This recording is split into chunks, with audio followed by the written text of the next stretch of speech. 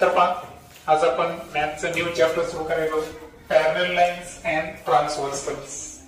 आता एक एक शब्द समजून घेऊ आपण. फर्स्टली आपण समजून घेऊ की लाईन काय आहे. पहा तुम्हाला माहित आहे की दोन्ही बाजूला जे इनफायनाइट डिस्टन्स पर्यंत है ना की ज्याची डिस्टन्स फिक्स नसतं, बरोबर आहे का? कारण त्याच्या दोन्ही साईडला काय आहे, एरो आहे. अशा जिओमेट्रिकल फिगरला काय म्हणतो आपण, लाईन म्हणतो. आणि लाईनचं जे रीडिंग आहे हे तुम्ही लाईनवरचे कोणतेही दोन बिंदू किंवा त्याला एका सिंगल पॉइंट मध्ये सुद्धा काय करू शकता, रिप्रेझेंट करू शकता. जसं की ही लाईन जी आहे याला मी नाव दिलं एल, याचं नाव काय झालं, लाईन एल. त्यानंतर या लाईनवर मी एक बिंदू घेतला ए आणि दुसरा बिंदू घेतला बी. ही लाईन काय झाली, लाईन ए बी. असे तुम्ही त्याचे रीडिंग करू शकता. ओके. आणि लाईन सेगमेंट ए बी आहे. मात्र लाईनचे रीडिंग कसं करणार तुम्ही, दोन पद्धतीने रीडिंग केलं याचं आपण.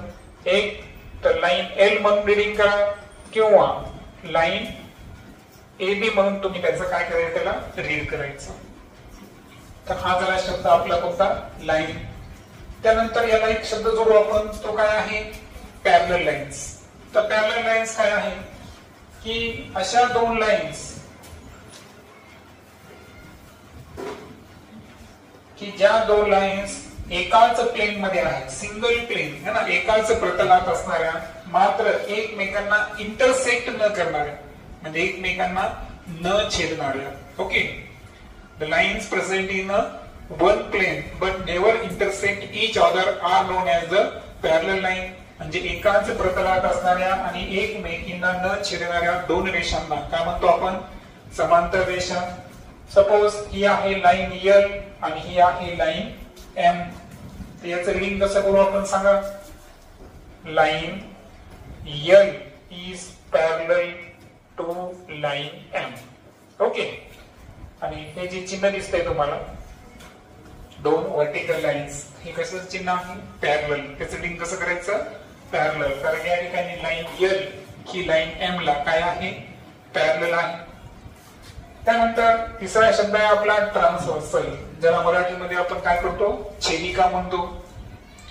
तर आता लाईन पॅरलल असो किंवा पॅरलल नसो, पण यांना जेव्हा एखादी तिसरी लाईन दोन पॉइंट मध्ये, दोन डिफरंट पॉइंट मध्ये इंटरसेक्ट करते, तेव्हा ती तिची काय असते, ट्रान्सव्हर्सल असते. जसं की मी इथे तिसरी एक लाईन काढली. सपोज या लाईनला नाव काय दिलं मी, एन. त्यामध्ये ही जी लाईन यल आहे, सॉरी एन, तर हिला मी काय म्हणणार, ट्रान्सव्हर्सल. काय म्हणणार, ट्रान्सव्हर्सल. आणि ट्रान्सव्हर्सलला मराठीमध्ये काय म्हणायचं आपण, छेदिका. तर ह्या झाल्या दोन पॅरलल लाईन्स, ही झाली त्याची ट्रान्सव्हर्सल. आता ही ट्रान्सव्हर्सल दोन डिफरंट पॉइंट मध्ये तिनं काय केलं, याला इंटरसेक्ट केलं. सपोज हा पॉइंट आहे ए आणि हा पॉइंट आहे बी. करेक्ट. आता ए आणि बी हे जे आहे यांना म्हणायचं पॉइंट ऑफ इंटरसेक्शन. काय म्हणायचं यांना, पॉइंट ऑफ इंटरसेक्शन. तर का आता आपल्याकडे दोन पॉइंट ऑफ इंटरसेक्शन आहे, पॉइंट ए आणि पॉइंट बी. त्यांना मी काय नाव दिलं तुम्हाला, point of intersection. Okay. So A आणि बी यांना आपण म्हणू पॉइंट ऑफ इंटरसेक्शन. त्याला आपण छेदन बिंदू म्हणू. ओके. अशा पद्धतीचं आता हे स्ट्रक्चर आहे. आता ओव्हरऑल याच्यामध्ये एक गोष्ट घडली पहा की जेव्हा या दोन पॅरलल लाईनला एका ट्रान्सव्हर्सल म्हणजे छेदिकेने छेदलं, अशा वेळेस त्यामध्ये 8 कोन तयार झाले. किती, 8 अँगल्स तयार झाले. हे अँगल्स कसे आहेत पहा. जसं की पहा, angle A B C D E F G H. म्हणजे आपण आणखीन एक प्रॉपर्टी पाहिली की जेव्हा दोन पॅरलल लाईनला एक ट्रान्सव्हर्सल्स इंटरसेक्ट करते, अशा वेळेस त्या संख्येत, त्या फिगर मध्ये किती अँगल्स तयार व्हायला, या ठिकाणी 8 अँगल्स, 8 कोन तयार होतात. आणि या कोनांचे सुद्धा काही विशिष्ट प्रकार आहेत, त्यांचे काही नियम आहेत, ते आता आपण समजून घेऊ. आता एक लक्षात घ्या की इथे हा जो अँगल ए आणि अँगल एच आहे, तर हे जे दोन अँगल आहेत, कोणता कोणता अँगल घेतला मी, अँगल ए आणि अँगल एच, हे दोन्ही अँगल एकमेकांच्या काय आहे, इक्वल असतात. आता हे जे अँगल आहे हे इक्वल जे आले तर या अँगलला म्हणायचं पहा करस्पॉन्डिंग अँगल. काय म्हणायचं यांना, corresponding angle. Okay, corresponding angle म्हणजे काय, संगत कोन. काय म्हणायचं याला मराठीमध्ये, संगत कोन. तर संगत कोनाची ही कितवी जोडी झाली बरं, पहिली पेयर झाली. दुसरी पेयर कोणती आहे पहा, अँगल डी आणि अँगल जी. कोणता आहे, अँगल डी आणि अँगल जी, हे दोन्हींचं माप सारखं आहे म्हणजे ते अँगल कॉन्ग्रंट आहे. तुम्ही कॉन्ग्रंट पण दाखवू शकता. कॉन्ग्रंटचं चिन्ह असं आहे पहा, एकरूपतेचं चिन्ह. तिसरी पेयर जर पाहिली आपण तर अँगल बी हा अँगल ई च्या काय असतो, कॉन्ग्रंट असतो. आणि चौथी जर पेयर पाहिली आपण तर अँगल सी हा अँगल एफ च्या काय आहे, कॉन्ग्रंट आहे. म्हणजे याचा अर्थ जे आपण पॉइंट घेतला होता कोणता, करस्पॉन्डिंग अँगल, म्हणजे जेव्हा दोन पॅरलल लाईनला एक सिंगल ट्रान्सव्हर्सल ही इंटरसेक्ट करते तेव्हा करस्पॉन्डिंग अँगलच्या किती पेयर्स तयार होतात, 4 पेयर्स. पहा अँगल 8 आहे पण जोड्या किती आहेत, 4. म्हणून जेव्हा ही दोन समांतर रेषांना छेदिका छेदते तेव्हा संगत कोनाच्या एकरूप असणाऱ्या किती जोड्या तयार होतात, 4 जोड्या तयार होतात. 4 पेयर्स आर फॉर्म. हे झालं करस्पॉन्डिंग अँगल संदर्भात. आता सेकंड जे आहे ते आपण पाहू, इंटेरियर अँगल.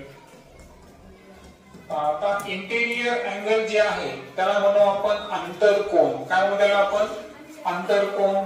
मग हे आंतरकोन हाच एक वैशिष्ट्य आहे की आंतरकोनाच्या तर 2 जोड्या तयार होतात. एक कोणती आहे, एक घ्यायचा तुम्हाला डी आणि दुसरा घ्यायचा आहे एच. कोणते कोणते आहे, angle D and angle H. मी इथं कॉन्ग्रंट शब्द वापरत नाही का, मी तुम्हाला सांगतो थोड्या वेळानं. त्यानंतर अँगल सी आणि अँगल ई ही सुद्धा काय आहे, कॉन्ग्रंट सॉरी इंटेरियर अँगलची पेयर आहे, angle C and angle E. झालं. आता दोन पॅरलल लाईन्सला जेव्हा एक ट्रान्सफर इंटरसेक्ट करते तेव्हा इंटेरियर अँगलच्या किती पेयर्स तयार झाल्या, 2 पेयर्स तयार झाल्या. आता या पेयरचं एक वैशिष्ट्य आहे की या पेयरची जर तुम्ही ऍडिशन केली, बेरीज केली तर ती बेरीज असते पहा 180. किती असते, 180 अंश असते. आणि दॅट्स वाय लक्षात ठेवायचं आहे की इथं जर तुम्ही मेजर ऑफ अँगल डी आणि मेजर ऑफ अँगल एच यांची जर ऍडिशन केली ती किती आहे, 180 180 अंश. म्हणजे इंटेरियर अँगल हे एकमेकांचे काय असतात, सप्लिमेंटरी. काय असतात, सप्लिमेंटरीचा अर्थ काय माहितीये का, पूरक. पूरक कोण म्हणजे तुम्हाला माहित आहे, पूरक कोणाच्या मापांची बेरीज किती असते, 180. आणि कोटी कोण जे आहे ते किती असतं, 90 डिग्री. म्हणून इथं ही जी पहिली पेयर पाहिली आपण डी आणि एच यांची बेरीज किती आली, 180. म्हणजे इंटेरियर अँगल्स हे एकमेकांचे काय आहे, कॉम्प्लिमेंटरी, पूरक आहे. ते कॉन्ग्रंट आहेत का, नाही. सेकंड पहा, सी आणि एच सॉरी सी आणि ई. तर मेजर ऑफ अँगल सी आणि मेजर ऑफ अँगल ई दोघांची ऍडिशन केली आपण तर ती किती आली, 180 डिग्री. सो आतापर्यंत आपण 2 गोष्टी लर्न केल्या. पहिलं करस्पॉन्डिंग अँगल्स. तर करस्पॉन्डिंग अँगलचे किती पेयर्स तयार होतात, 4 पेयर्स. आणि त्या पेयर्स मध्ये प्रत्येक अँगल हा दुसऱ्या अँगल सोबत कसा आहे, कॉन्ग्रंट, एकरूप आहे, है ना. तर एकरूप संगत कोणाच्या 4 जोड्या तयार होतात. त्यानंतर सेकंड मध्ये आपण पाहिलं, हा झाला आपला समजा first topic corresponding angle. Second मध्ये आपण इंटेरियर अँगल पाहिलं. इंटेरियर अँगलचं जेव्हा आपण ऍडिशन करतो ते ऍडिशन इंटेरियर अँगल्स एकमेकांचे काय आहेत, सप्लिमेंटरी. म्हणजे त्यांची बेरीज किती असते, 180. आता तिसरं आपल्याला जे पाहायचं आहे तर तो आहे पहा अल्टरनेट अँगल. काय पाहायचं आपल्याला, अल्टरनेट अँगल. पण अल्टरनेट अँगलचे सुद्धा 2 भाग आहेत. एक आहे एक्सटेरियर अल्टरनेट अँगल आणि दुसरा आहे इंटेरियर अल्टरनेट अँगल. आता समजून सांगतो. अगोदर आपण काय करू, हे घेऊ इंटेरियर अल्टरनेट अँगल. काय गेलो मी आता, इंटेरियर अल्टरनेट अँगल. आता इंटेरियर अल्टरनेट अँगल म्हणजे अंतर्वितक्रम कोन. आता हे अंतर्वितक्रम कोन कसे घ्यायचे हे आपण समजून घेऊ. पहा, हा अँगल डी आहे ना, या अँगल ई च्या इक्वल आहे. म्हणजे डी आणि ई ही काय झाली, कशाची पेयर झाली, कशाची, इंटेरियर अल्टरनेट अँगलची पेयर. आणि लक्षात घ्या की अल्टरनेट अँगल एकमेकांचे काय असतात, कॉन्ग्रंट असतात. काय असतात, कॉन्ग्रंट असतात. सो अशा पद्धतीने आपण पाहिलं की अँगल डी आणि अँगल ई हे काय आहे, इंटेरियर अल्टरनेट अँगल आहे, आंतरवितक्रम कोन. आणि ते त्यांचं एक वैशिष्ट्य असतं की ते सुद्धा एकमेकाला काय असतात, कॉन्ग्रंट म्हणजे एकरूप असतात. म्हणजे आपण ते लिहू शकतो की अँगल डी हा कशाला कॉन्ग्रंट आहे, अँगल ई ला कॉन्ग्रंट आहे. त्यानंतर सेम पद्धतीनं अँगल सी आणि अँगल एच हे सुद्धा इंटेरियर अल्टरनेट अँगल आहे. म्हणजे त्याला आंतरवितक्रम कोन म्हणू आपण. सोपा कोणते कोणते आहे, angle C congruent to angle H. अशा पद्धतीनं इंटेरियर अल्टरनेट अँगलच्या किती पेयर झाले आपल्याकडे, 2 पेयर झाले.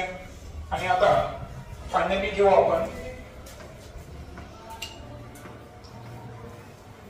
4 नंबरला, ते घेऊ आपण एक्सटेरियर अल्टरनेट अँगल म्हणजे बाह्य वितक्रम कोन. आता बाह्य वितक्रम कोन कसे होते सांगा. पहा, हा जो ब्रॅकेट करतो मी, हा ए जो आहे हा कोणाची कॉन्ग्रंट आहे, एफ या अँगलची कॉन्ग्रंट आहे. लक्षात आलं. मग आता कोणता अँगल घेतला ते सांगा, अँगल ए हा कोणत्या अँगलशी आला, एफ या अँगलशी काय आला, कॉन्ग्रंट आला. दॅट्स व्हाय ती एकमेकांशी काय कॉन्ग्रंट आहे. त्यानंतर हा जो बी आहे हा कोणासोबत असेल, जी सोबत असेल. So angle B is congruent to angle G. आणि यावरून लक्षात येतं आपल्याला की एक्सटेरियर अल्टरनेट अँगलच्या किती पेयर्स असतात, 2 पेयर्स असतात. आणि यामधला जे त्यांचं वैशिष्ट्य ते एकमेकांची काय असतात, कॉन्ग्रंट असतात. ओके. सो ओव्हरऑल काय काय पाहिलं आपण, 4 प्रकारचे कोन पाहिले आपण, बरोबर. मुळात 3च आहेत. मुळात किती प्रकार आहेत, 3च आहेत.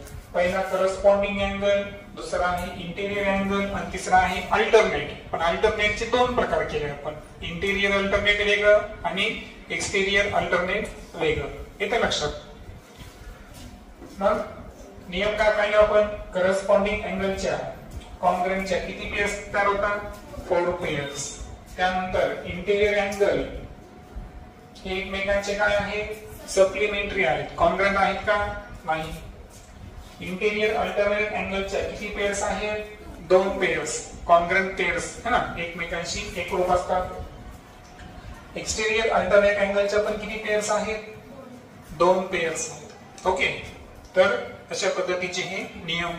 आणि आणखीन एक नियम लक्षात घ्या. सपोज पुन्हा एकदा मी एक लाईन घेतो आणि ही त्याची काय आहे, 2 पॅरलल लाईन, ही त्याची ट्रान्सव्हर्सल. आता हा अँगल ए असेल आणि हा अँगल जर बी असेल तर हे अँगल ए आणि अँगल बी हे सुद्धा एकमेकांच्या काय आहेत माहिती का, कॉन्ग्रंट आहे.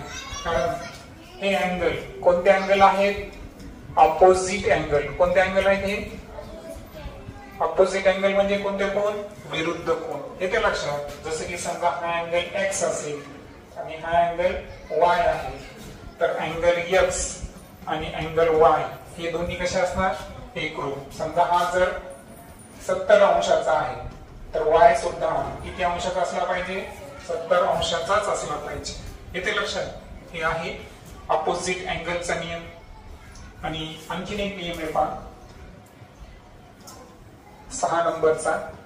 तो आहे पहा अँगल्स इन लिनियर पेयर. काय आहे, अँगल्स इन लिनियर पेयर. आता अँगल्स इन लिनियर पेयर काय पहा, पहा इथं मी ए घेतला आणि इथं अँगल कोण घेतला मी सी. तर ए आणि सी मला सांगा आता तुम्हाला माहिती आहे सरळ कोण जे आहे सरळ कोणाचं माप किती असतं बरं 180 बरोबर आहे का.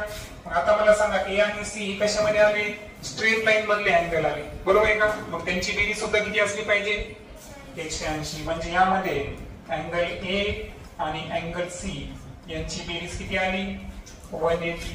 कारण काय आहे अँगल सी लिनियर पेअर किंवा स्ट्रेट पेअर म्हणजे रेषीय जोडीतील कोण किंवा इथं आणखी नाही बी आणि सी होऊ शकतात का होऊ शकतात. पहा अँगल बी आणि अँगल सी हे सुद्धा काय आहे 180 कारण हे रेषीय जोडीतील कोण आहे. सो अशा पद्धतीने आपण कोणांची माहिती समजून घेतली. ओके नेक्स्ट लेक्चर मध्ये आता ऍक्च्युअल मेजरमेंट कसं कॅल्क्युलेट करायचं हे आपण नंतर डिस्कस करू. ओके.